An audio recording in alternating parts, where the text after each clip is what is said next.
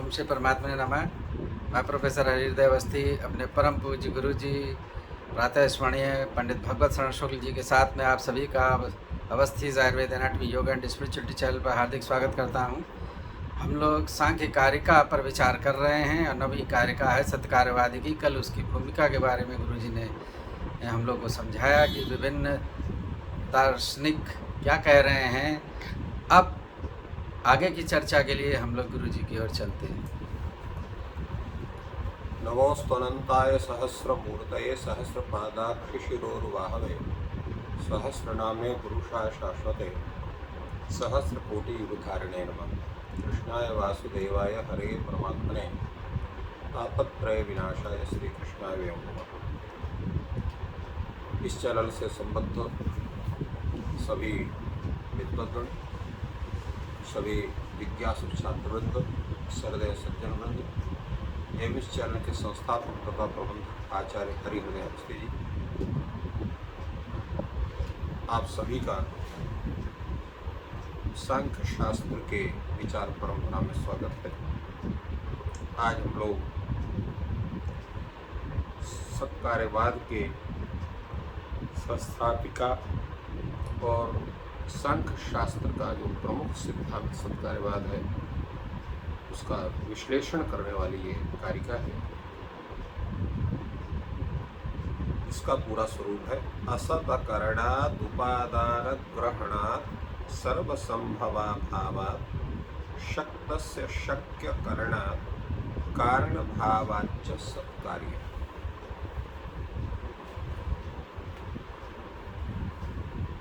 अब इसका जो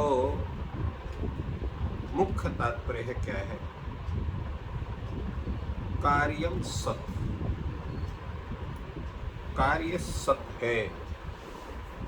जैसा कल कहा गया था कि कार्यम यह पक्ष है, सत्य ये साध्य है और इसके हेतु है असत अकरणात् उपादान ग्रहणात् सर्वसंभवात् शक्तस्य शक्य करणात् कारण भावाच्च। तो ये 5 हेतु यहाँ पर उपस्थापित किए गए हैं कार्य की सत्यता को सिद्ध करने के लिए। तो पहला जो हेतु है वह है असद करणात्। जो असत है, असत माने अविद्यमान है, तो वो किसी का कारण नहीं हो सकता, क्योंकि किसी भी कार्य की उत्पत्ति उससे ही नहीं है। जिसकी स्वयं की सत्ता नहीं है, किसी दूसरे की सत्ता को कैसे वो स्थापित कर सकता है? तो इसलिए यहाँ पर जो है, जो विचार हो रहा है वो ये है कि क्योंकि जैसे पहले बौद्ध के मत का उल्लेख हुआ था कि असतः सत जायते, अत से सत उत्पन्न होता है, तो उसका ये यहाँ पर खंडन करते हैं इस हेतु के माध्यम से कि जो असत वस्तु, अविद्यमान वस्तु है, इससे किसी की उत्पत्ति नहीं हो सकती, किसी का कारण नहीं हो सकता है। तो असत अकरणात्, जो असत है स्वयं विद्यमान है, वो किसी भी कार्य के उत्पत्ति का हेतु नहीं हो सकता।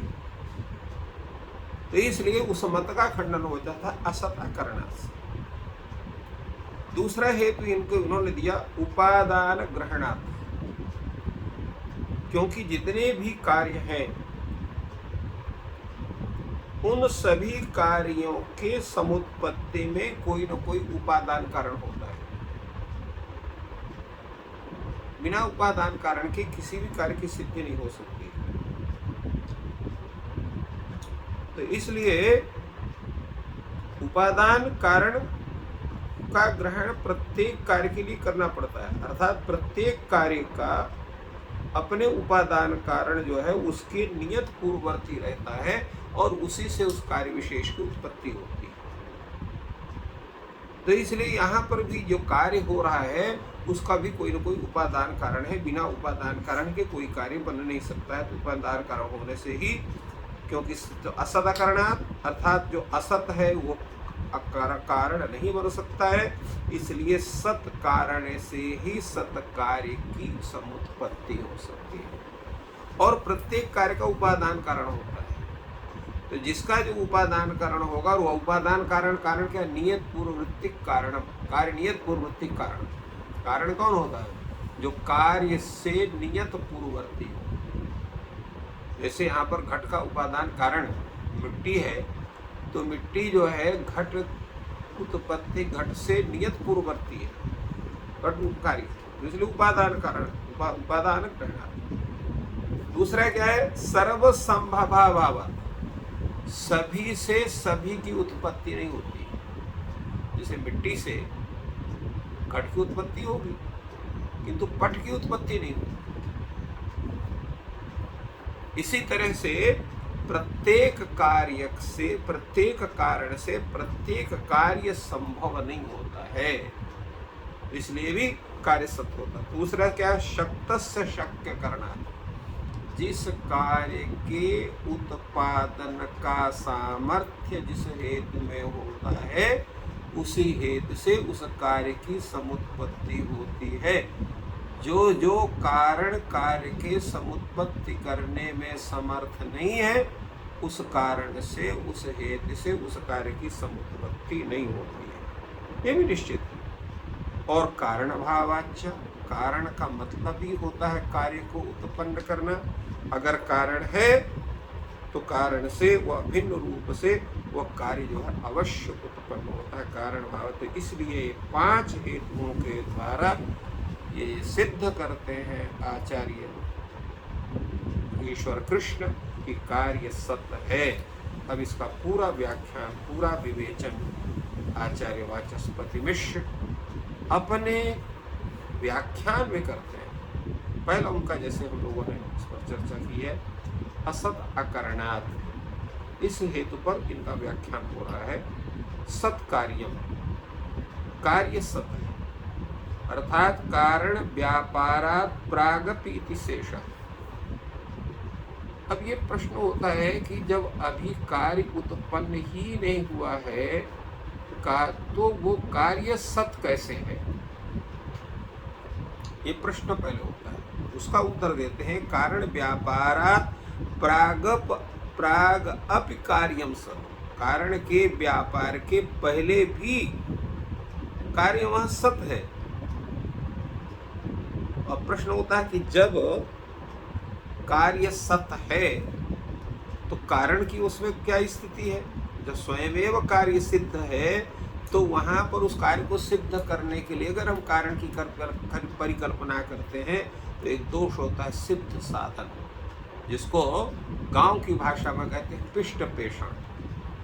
जिसका जो गेहूं जिसको पीस दिया गया है, पुनः उसको पीसने के लिए फिर उसका प्रयास नहीं होता है। उसी तरह से जब वो हेतु के प्रवृत्ति के पहले ही कार्य सिद्ध हो गया है तो फिर उस कार्य सत है, विद्यमान है, तो फिर उस कार्य को सिद्धि के लिए उस हेतु को हम क्यों लगाएंगे। तो ये नैयायिक जो हैं इसको यहाँ पर सिद्ध साधन दोष कहते हैं।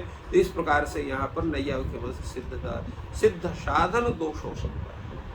तो यहाँ पर आचार्य कहते हैं कि न च सिद्ध तथा च न सिद्ध सा नैयायिक तनिक उद्भावनीयम, कार्य यहाँ पर सत रूप है कारण व्यापार के पहले भी, इसलिए यहाँ पर सिद्ध साधन दोष को नैयायिकों के द्वारा नहीं उठाया जा सकता है। क्यों नहीं उठाया जा सकता है इसको, तो उसका कारण है।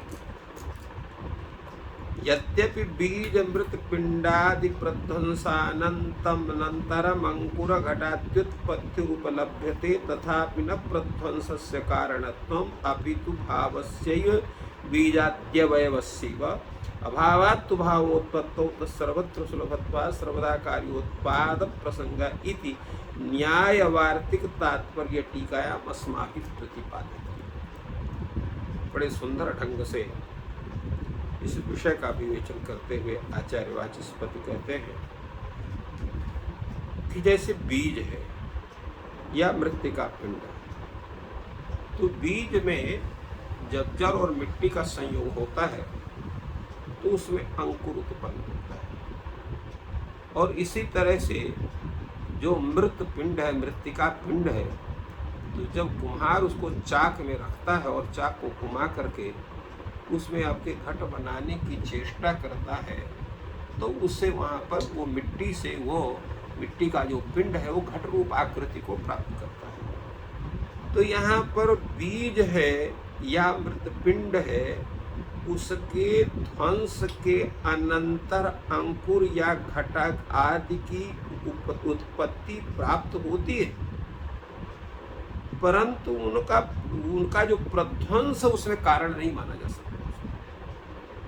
क्योंकि यहाँ पर जो असत कार्यवादी हैं वे कहते हैं कि जो अंकुर है वो जो ध्वस्त हो, उस अंकुर का जब क्या कहते हैं, बीज का जब ध्वंस होता है, बीज का जब अभाव होता है, तो उस अभाव से वहाँ पर अंकुर निकलता है। तो ऐसा नहीं है, वहाँ पर प्रध्वंसता की कारणता नहीं होती, अपितु बीजादि अवयव के भाव की वहाँ पर परिकल्पना होती है।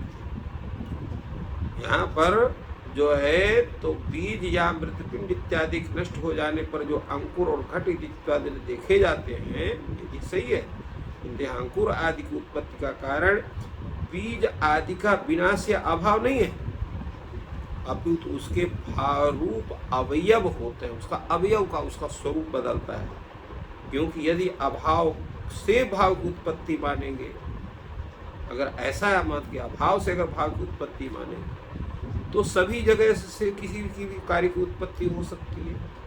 सर्वत्र सुलभता सर्वदा सर्वकार्य उत्पत्ति पाद प्रसंगा, क्योंकि जहाँ देखो वहीं पर उसका अभाव है, तो उस अभाव से किसी भी अभाव से किसी की भी उत्पत्ति हो सकती है।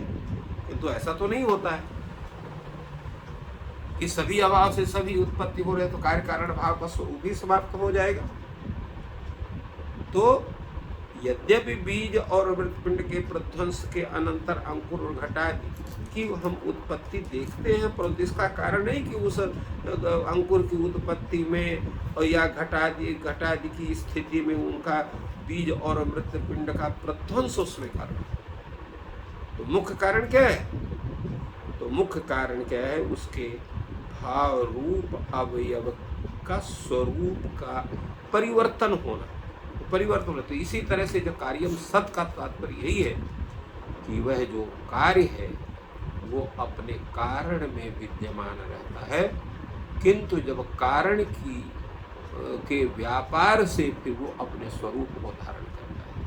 यही होता है। जैसे बीज में अंकुर छिपा हुआ है, किंतु जब वहाँ पर मिट्टी का, जल का, वायु का और मिट्टी में स्थित जो ऊष्मा तत्व है, जिसको हम अग्नि तत्व भी कह सकते हैं, उसका संयोग जब उसको प्राप्त होता है तो उसमें अंकुर उत्पन्न होता है। तो ये सभी उसके अंकुर की उत्पत्ति में कारण होते हैं, परंतु मुख्य कारण वो बीज होता है और उसके बाकी सहकारी कारण के रूप में उसमें होते हैं। इसी तरह से यहाँ पर घट में मुख्य स्थिति किसकी है? वो होती है आपके जो है मिट्टी की होती है, पिंड की होती है, किंतु उसमें चाक की भी स्थिति होती है, जिसको हम लोग संस्कृत में चक्र कहते हैं। उसमें जो है कुलाल अर्थात कुम्हार की भी स्थिति होती है। अगर वो नहीं उसमें हाथ लगाएगा तो घट की आकृति कहाँ से बनेगी? तो दंड है, जिससे वो चकवा को घुमाता है, वो दंड भी उसमें कारण होता है। उसमें जो जिस धागे से या जिस वस्त्र से उसको काटता है, वो भी उसमें कारण होता है। तो दंड, चक्र, चीवर, कुलाल जिसको हम कहते हैं। दंड, चक्र माने चकवा हो गया, और चीवर माने वस्त्र विशेष हो गया, और कुलाल अर्थात कुंभकार, इतने घट के निमित्त कारण होते हैं। और स्वयं जो मृत्तिका है उसको हम दूसरी भाषा में उपादान कारण, नैयायिकों की भाषा में उसको हम समवायी कारण के रूप में उसको गृहीत करते हैं। तो इस तरह से ये कारण में कार्य वहाँ पर बीज रूप में वहाँ विद्यमान रहता है, और कारण व्यापार के माध्यम से फिर वो अपने पूर्ण आकृति को प्राप्त करता है। इसलिए कार्य को सत माना जाता है। इस आधार पर इन्होंने इसको सिद्ध किया, और ये बतलाते भी हैं कि ये जो अभाव से जो उत्पत्ति मानने वाले हैं उनके पूरे विचार का एक न्याय वार्तिक तात्पर्य टीका है, जो स्वयं आचार्य वाचस्पति मिश्र जी के द्वारा जिसका उल्लेख हुआ है, जिसका प्रणयन हुआ है, उसमें इस विषय का बहुत ही अच्छे ढंग से इन्होंने उसका विचार किया है, जिसकी चर्चा करते हैं। और उसमें वो लिखते हैं कि नहीं अनन्वय विनष्टयो शालीयव बीजयो कश्चित् विशेषेस्तु येन एकस्मात् शालंकृतो नान्यस्मात्। ऐसा किसी अनन्वय और विनष्ट शाली अर्थात धान और जौ के बीजों में कोई ऐसा विशेष नहीं रहता है कि जिससे एक से जो है अंकुर हो, अन्य से ना हो, सभी से अंकुर होता है। ऐसी बात जो है उन्होंने इसी तरह से आचार्य वाचस्पति मिश्र ने जो वेदांत शास्त्र है अर्थात जो शांकर भाष्य है उसमें उन्होंने भामती नामक जो टीका लिखी है वहाँ पर भी उन्होंने कहा कि येन अनन्वितम न तत्तस्य विकारो यथा घट शरावोदंचनादयो हेमनान्विता न हेम विकारा अनन्विताश्चैते विकारा अभावेन तस्मान् न भाव विकारा। ये कहते हैं कि जिससे जो अनन्वित हो येन अनन्वित, जिससे जिसका अन्वय नहीं हो रहा है, न तत्तस्य विकार, वो उसका विकार नहीं होता है। जैसे घट शराब उदंचन आदि जो हैं ये स्वर्ण से अनन्वित होने के कारण स्वर्ण के विकार नहीं हो सकते, ये अनन्वित हैं। जो अनन्वित होते हैं तो वो जो है उनका अभाव होने से वो उसमें उसके विकार नहीं होते हैं। इसलिए घट शराब उदंचन आदि ये जो है हेम के विकार नहीं हो सकते हैं, अर्थात ये स्वर्ण के विकार में से ये मिट्टी के विकार हैं, इसलिए उन्हीं के विकार माने से जो भाव है तो अभाव भाव विकारास्तु ते, जो भावस्य तेन अनन्वितत्व, ये भाव विकार है अर्थात पदार्थ के विकार है, तो जिस पदार्थ के विकार है उसी से अन्वित होंगे, अन्य से अन्वित नहीं होंगे। तो इस तरह से वहाँ एक विशेष विचार हुआ है। अब कल इसके आगे की चर्चा हम लोग करेंगे। आज हम लोग यहीं पर विश्राम। तो इस प्रकार बहुत ही गंभीर चर्चा चल रही है और सत्कार्यवाद को गुरु जी समझा रहे हैं। और आज सावन की प्रथम सोमवार है और भगवान शिव आप सभी पर कृपा करें। सत्यम शिवम सुंदरम, ज्ञान की प्राप्ति हो। धन्यवाद।